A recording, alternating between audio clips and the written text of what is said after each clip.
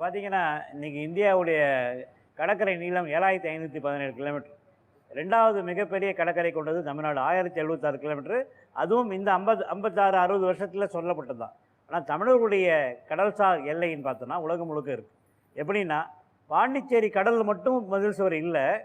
சென்னை ஈஞ்சம்பாக்கத்துல கடலுக்குள்ள 15 கிலோமீட்டர் ஒரு மதில் சுவர் இருக்கு. சாந்தோமுக்கு பட்டணப்பாக்கத்துக்கு நேர் கீழ 15 கிலோமீட்டர் ஒரு மதில் சுவர் இருக்கு. பழவேற்காடுக்கு கீழே 15 கிலோமீட்டர் மதில் சுவர் இருக்குது. பார்க்குறப்ப இதுவரைக்கும் என்னுடைய குழுவால் 6 சுவர் கண்டுபிடிச்சு.